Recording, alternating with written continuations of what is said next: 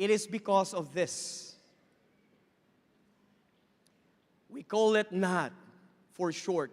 This is Network Address Translation. What it does, it gives us a way to map out the public addresses into a private IP address and private IP address and maps it out into public IP addresses. So this is what AIIAS is actually doing. All of our 6 is not really being used for just internet connection. We just allocate one public address, and everyone here in AIIAS, that is not the student network and the faculty network, because they're different. Just, from seminary, graduate school, physical plant, library, this auditorium, we are connected and we're just using one public IP address. And with that one public IP address, we are doing some magic there, and that magic is actually network address translation.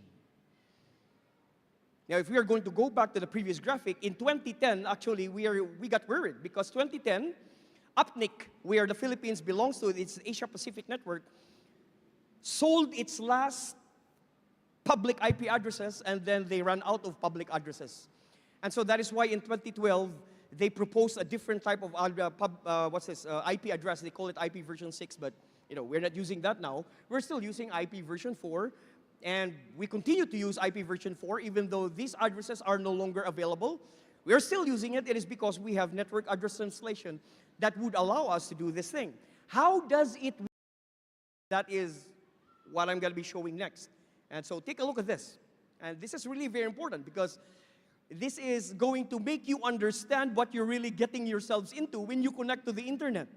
So when you connect to the internet, your host device, which is your cell phone, your tablet, your laptop, your desktop, whatever you have there, okay? It will get a private IP. And then from that private IP, when you type on your browser www.youtube.com or facebook.com, Facebook and YouTube are public addresses. You are not supposed to be able to access those. Why? Because you are not privileged. You don't have the money to do it. It's so expensive. But because of that one translation that we are going to be that we're doing, we have a router there that catches all of the traffic. So what we do there is that we look at the source, the router, it looks at the source, and then it looks at the destination. You will notice that the destination is around 200, so that means that it's a public address. In this example, traffic out of Wikipedia just for the convenience. And so what happens here is that when it reaches the router that knows how to do network address translation, what it does is that it removes your identity or the identity of your device from private and then puts in its own public identity and then move forward into the internet.